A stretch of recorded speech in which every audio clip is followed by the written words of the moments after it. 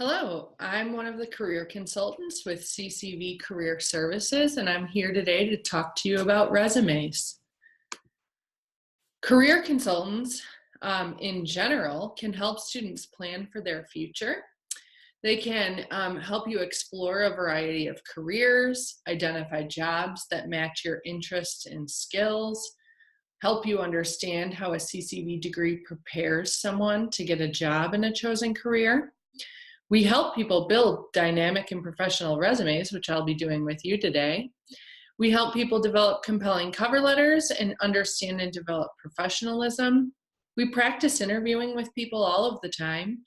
And we just want students to gain professional confidence.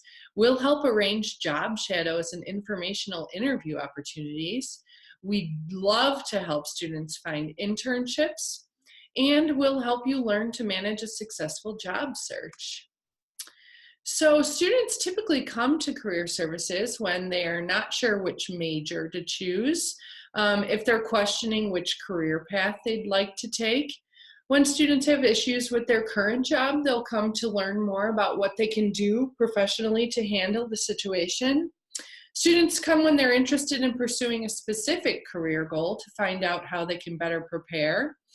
When students are close to graduation and want to find a job, or in the middle of their college career, they often visit and we help with job searches. And really when students want help exploring their future in any capacity. So you can contact a career consultant a couple different ways.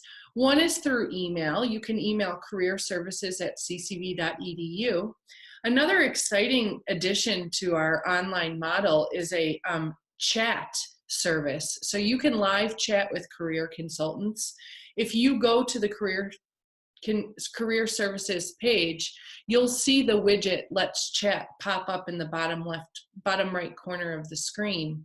And you can chat with us during our specific hours, Monday through Friday, to get individualized consultation. You can also set up a Zoom video meeting with us, and that's really helpful if you would like to walk through a document or an online tool or maybe an application. We can screen share with you through Zoom.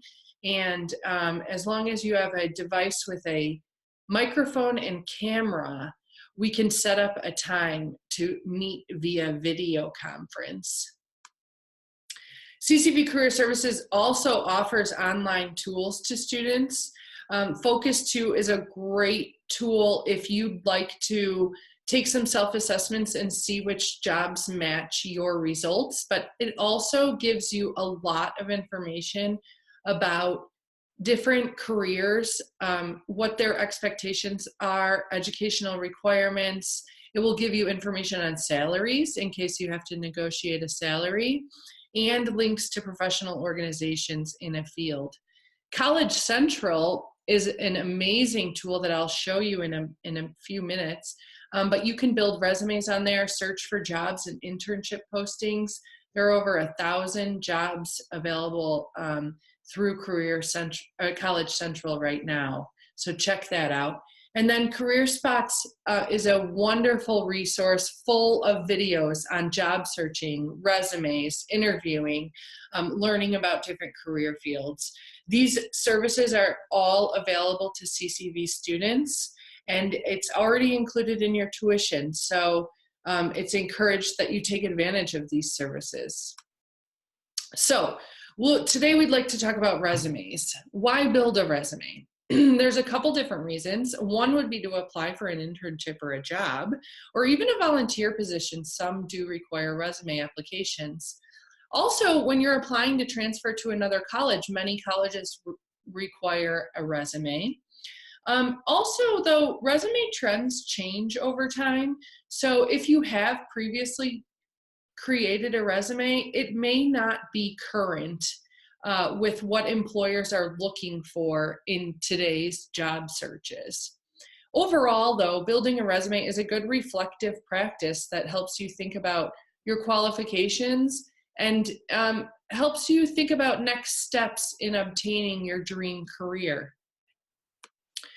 Before you write your resume, you should gather some information. You'll want information about your work experience, thinking about dates of when you worked places, their location, and what your responsibilities were. You'll want to have dates and a list of your classes for your education section. And it's a really great idea to include your GPA if you feel that that's something you're proud of. So you'll want to gather that information. You'll also need to decide which personal information you'll use. For instance, you may have more than one phone number, you may have more than one email address, and so you'll want to have a good idea of which professional contact information you're going to be using.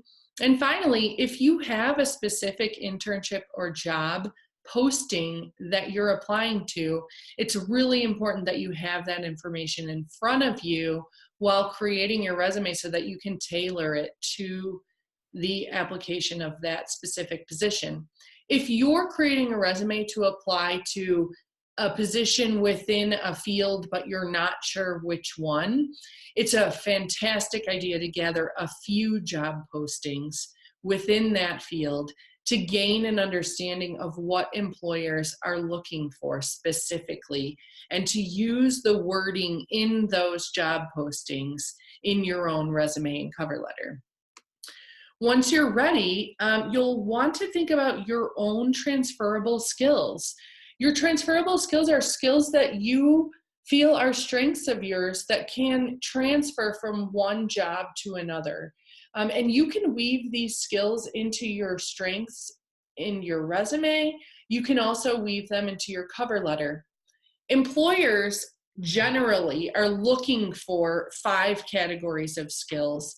They'll want to see some communication skills, such as speaking and reading and writing and listening. They'll want to see research and planning skills, creating ideas, identifying problems, locating resources.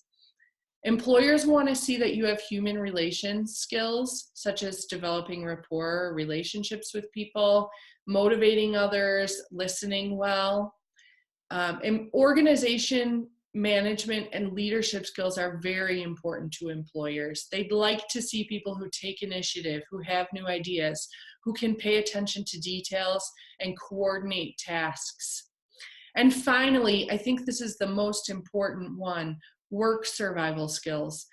People want to see that you can implement decisions and cooperate and enforce policies. They love to see people who can manage time wisely and meet goals. So it's a good idea to just sit down and look at some job postings in the field in which you think you'd like to work. Look at the skills that employers are looking for today and think about how you have skills or experience that apply to those of which employers desire. So if you can, create a quick list of some of your skills that you'll want to weave into your resume. Once you have all of that information, you're ready to build. So you'll want to think about your format. Chronological resumes depict your education and work experience in sequential order. Chronological resumes are most commonly used. Functional resumes highlight skills and accomplishments over employment. They're generally for people who are switching careers or people who have had a lot of different jobs kind of in lots of different fields. And so then that person could highlight their skills rather than highlighting each job that they've had. But for today's workshop, we're going to focus on chronological format. So let's take a look at a chronological example of a resume. If you can see this here, the resume, I was just trying to hide this little panel here. The resume has the name of the person applying for the job at the top, and it's easily noticeable, and so is the contact information. An employer should be able to glance at your resume and locate your contact information immediately, and you want them to be able to call you right away. Many resumes include an objective. That helps you focus your resume, and it helps employers learn about what your goals are. Many people put in a summary of their skills, certifications, trainings. If you're working in any kind of computers, any kind of computer programs that you feel you're proficient in, languages can be included in the summary of skills. You'll want to highlight your education. You don't necessarily need to put your high school education in there once you're in college. Employers aren't really looking for that, and it's implied that you've graduated from high school if you're now in college. If you're an early college student and you're still in high school, it's a great idea to include your high school information as well. And in your education section, you want to highlight classes that you're taking and any other leadership endorsements you might be working on, or volunteer opportunities that you've taken advantage of too. And then you'll want to have your experience there. And the reason that this is called a chronological format resume is because your experience will be in reverse chronological order. So the most present job will be first, and then previous jobs will be listed under that one. And then if you'd like, and you do have volunteer experience, it's a fantastic idea to include it. Employers like to see that you're a well-rounded person who's involved in the community. So when you're thinking about setting up your resume, you'll want to think about your style, your appearance, and tone. And so your overall goal is to make sure the resume looks professional, that it's easy to read, and your strengths are highlighted for that particular audience of people in the field in which you'd like to work. So how do we do this? Well, there's a few things. One is we want to fill the page, but we don't want it to look crowded. So try to balance the amount of text and white space when you can. Use 1/2 to 1 inch margins. The top may not have the same margin because you may be using the header for your contact information, but the sides and the bottom should have a 1/2 inch to a 1 inch margin. Use a font style and size that's easy to read and consistent throughout the entire resume. Your name can be larger at the top, but the rest of the information should be in a standard font.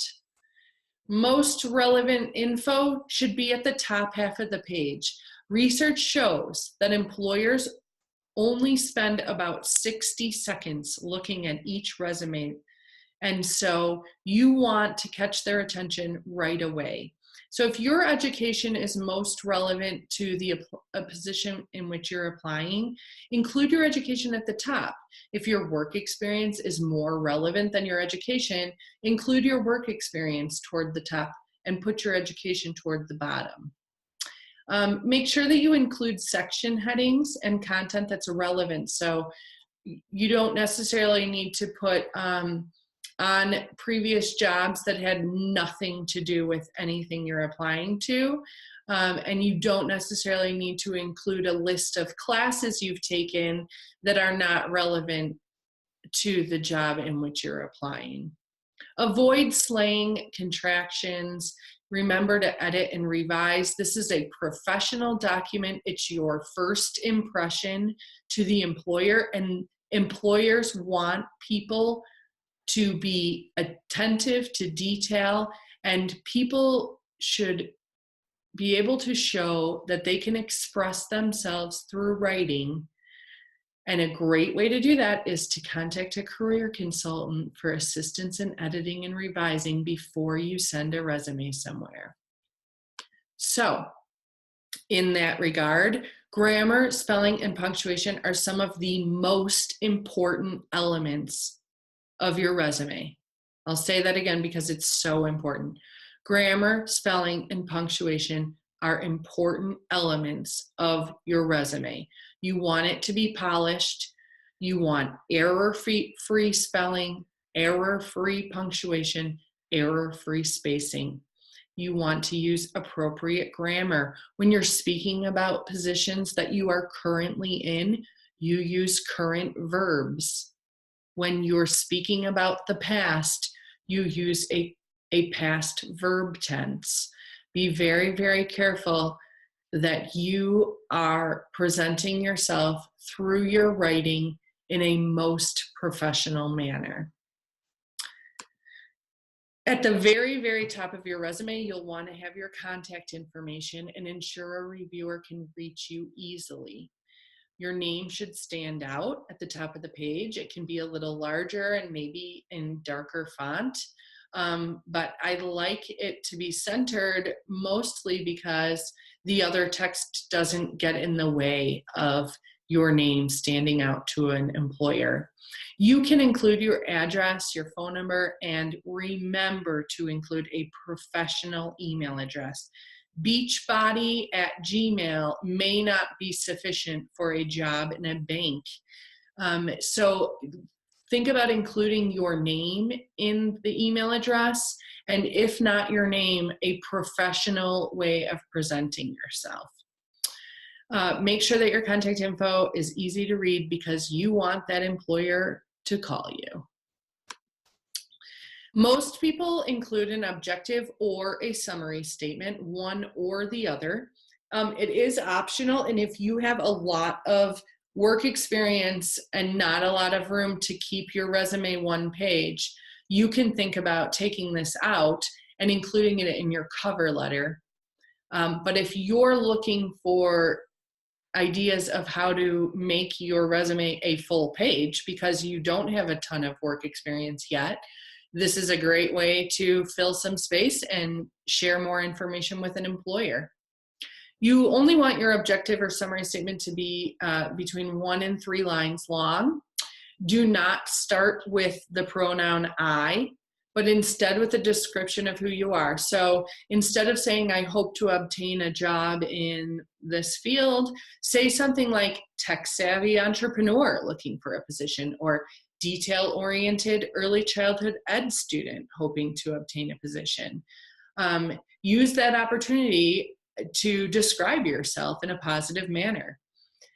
This is another place where you can highlight some of those transferable skills, but keep them very focused around the opportunity you're applying. When people apply for jobs, they change their objective or summary statement to match or mirror the position they're applying for. And so people often have 10 or more different resumes where just some of the pieces are changed to focus around the opportunity. So here's some other examples of summary statements and objectives. Natural leader hoping to obtain a position that will enable me to use my strong organizational skills, award-winning educational background, and ability to work well with people. Someone else could say dedicated and motivated engineering graduate seeking entry-level assistant quality control manager position with Dynatech. If you can be specific in saying your goal is to obtain a specific job to which you're applying, include that in the resume. It shows the employer that you care so much that you're not just sending a templated resume that you mail to every potential employer, but that you're taking the time to tailor that resume toward that position in particular. In your education section, your goal is to demonstrate academic qualifications and training related to the opportunity. So you want your entries in reverse chronological order. So if you're currently at the college and you are including your high school, your college would come first, your high school would come second.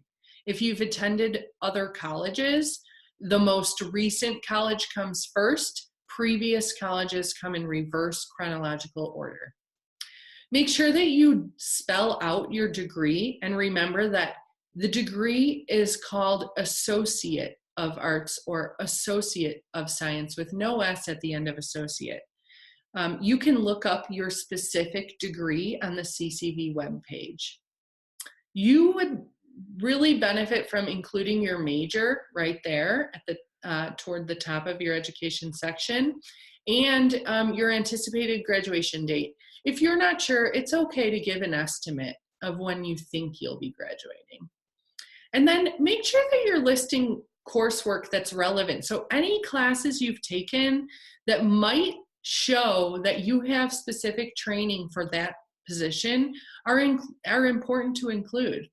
You also want to include any other information about any way that you have taken part in extracurricular activities through the college, whether it was through TRIO or through a committee of student representatives or a LEAD endorsement, a leadership certificate. And if you aren't sure of these opportunities at CCV, feel free to reach out to your advisor or coordinator and ask about how you might get involved so that you can build your resume. In the experience section, you'll want to put your skills and qualifications in context. You need to show that they are relevant to the desired position. You are trying to prove or persuade the employer that your previous experience has fully qualified you to step into a new role. So again, you want your entries in reverse chronological order with the most recent at the top and then going backwards in time in your list. You want your entries to include the name of your position in the job, the organization name or employer, where it was, and the dates when you worked there. And make sure that's all clear, and every time you enter a new job experience, that the format is the same as the previously entered job. Use bullet points to begin each job description and start each bullet point with a strong action verb that's clear and concise. Employers are looking very quickly at resumes, and a bullet point easily leads the eye when an employer is scanning. So it's really important that you start each bullet point with a different action verb, and that action verbs are in correct tense, meaning past tense verbs for jobs that you've had already and have left, and present tense verbs for any job that you might currently hold. Your bullet points highlight your accomplishments and they show your value to the employer. So instead of saying something like, bagged groceries at Hannaford's, you could say ensured and organized delivery of all purchased items in the customer's cart. So be specific and try to show the employer that you are action oriented and that you take initiative and that you will solve problems and you will contribute new energy to the place of employment. And if you can, use specific numbers. If you're talking about managing a budget, include information about the finances. If you had to meet a quota, include numbers about where you were in meeting that quota. Details are important to employers when they're looking at this section. So here's an example of an experience section of a student. So their most recent job is listed first and then previous job below that. Each bullet point starts with an action verb, and these are all in past tense because these positions were in the past. And the person is trying to highlight their accomplishments. So they're talking about how they mentored other teachers because that's an accomplishment to an employer, and an employer would want someone who's a leader. If you notice, all of the action verbs are different. If you can, it is a fantastic idea to vary the vocabulary within the resume. This is your one chance to talk about as much as possible. So don't bother repeating lines. Think about which responsibilities and roles and accomplishments you had at that position that haven't been included in your resume so far. If you want a little assistance looking for action verbs, you can easily sign into College Central Network, which is a resume builder for CCV students. And in the resume builder, there is an entire section called action verbs. They are categorized for you. And if you click into one of those categories, here administrative is open, you will be supplied with all kinds of wonderful action verbs. This can even help spark ideas for what you will write within an employment section. So be sure to check that out. Many people include a volunteer experience. If you don't have volunteer experience, that's okay, but think about how you might get involved in the community in a way that might be meaningful in building your resume for future employment. But it does have the same guidelines as work experience. So they're in reverse chronological order. If possible, you include organization names and dates. That information doesn't always fit at the bottom of the resume. So if you're including volunteer experience within your work experience and it's super relevant to the job, consider setting it up the same way you did your work experience section. If you're just tagging on some volunteer experience at the bottom of your resume to show that you're a well-rounded, proactive citizen, you can just list that information at the bottom. So this person's section wouldn't fit if they had elaborated on all of the volunteer experience. Instead, they chose to just make a small list at the bottom of their resume, and that's okay too. Many people include a skills and interests section, and so this should be relevant info that is not found anywhere else on the resume. So consider taking that CPR certification out of the employment experience section and moving it to your summary of skills. Again, your resume is a chance to talk as much as possible about your diversity as an employee. And so you want to take advantage of that time, and those every word that you put in there should be different in every way possible than the other entries, so that you can show all of your range of skill sets. The summary of skills is an excellent section to include certifications, languages spoken, read, or wrote. You can also include computer or technology information in this section. And some people include a list of transferable skills. If they don't have certifications or languages or computer knowledge, they'll put in a couple transferable skills right there.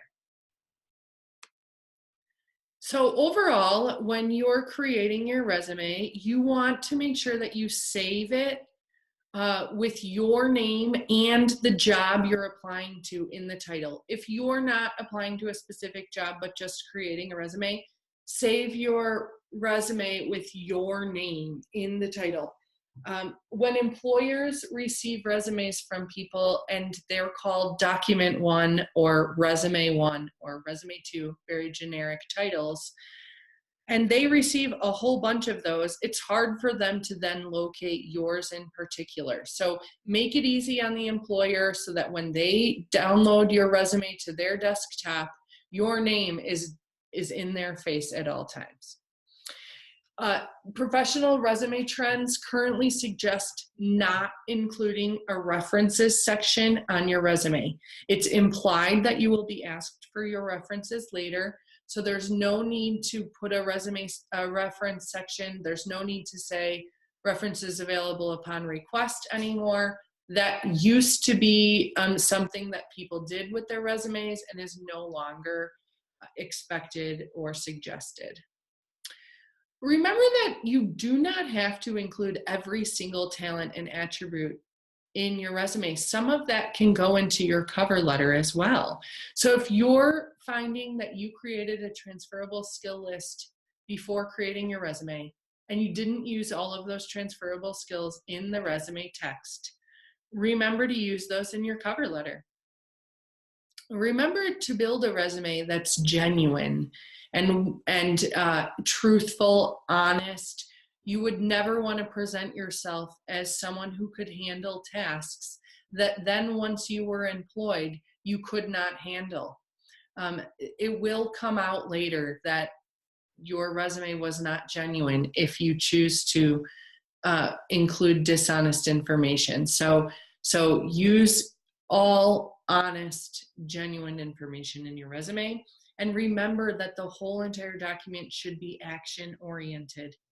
You should be showing the employer that you are a proactive employee who takes initiative, who solves problems on their own, who doesn't just wait to be told what to do, but instead can make decisions and accomplish new tasks and generate ideas without someone having to micromanage you every second. College Central is a great online tool where you can build and save resumes, and I'll just quickly show you that in a second. But the biggest thing that you should remember is CCV career consultants are available to help you review your resume and give you feedback. They will look at your resume individually and give you lots and lots of information about how you can make it stand out to a potential employer. And career consultants are here at CCV to help you and support you in your job search and your internship search. So just really quickly, I'd like to show you College Central because you can build a resume and save it and even apply to jobs using it right here. So you can visit College Central two ways. One of the ways is to go through your student resources quick links in your portal and just click College Central. The other way is to go through CCV's website. And if you go to CCV's website and click Discover Our Resources, Career Development, you can go down to Access Our Tools and click College Central right through there.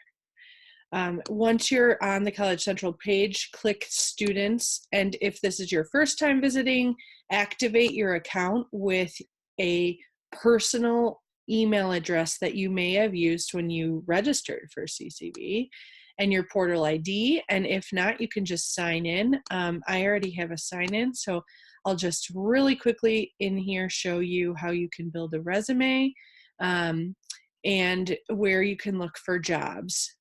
College Central also has a lot of resources around job searches.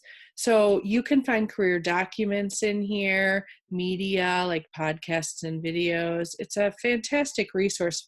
Every time an employer contacts career services, we ask them to place their jobs or internships in here. So check out Jobs Central or Intern Central when you're searching. So on the left is the dashboard, and if you click My Resumes, you can build resumes within here. If I didn't have resumes already, it would say Build a Resume, and I would click it, and I'd be brought to a page very much like this. And then once you're in here, there's all kinds of great tools. There's resume examples in here. There's tips and advice. Here's the action verbs that we looked at earlier. You can very, very quickly click a pencil to edit within this screen and fill in the blank. And once you hit update, it will format the information for you. So if you were wanting to add another experience, a job experience, you could hit this green circle with the white plus, fill out the information, make sure you change this to a bulleted list, right? And if I had added another one, I'd go back and it would be right there. Once you have all of your information entered, you can click Preview Resume and make sure it's one page. If it's not, you can fiddle around with the formatting. If you like this style, go ahead and save. If not, you can hit edit style and layout. There's different pre-selected formats for you. There's also the opportunity to change margins and adjust fonts. You can save it as a Word doc or a PDF in here. And then once you like your resume, click Save to Resume Central, and there it is. Within here, you can download it, you can print it, you can forward it to an employer. You could forward it to a career services consultant who would be happy to help you. So at any time, if you'd like to contact career services, remember that you can go to our career services website, contact a career consultant, and fill out a form and reach us. You can email us and you can chat with us. We hope to hear from you soon.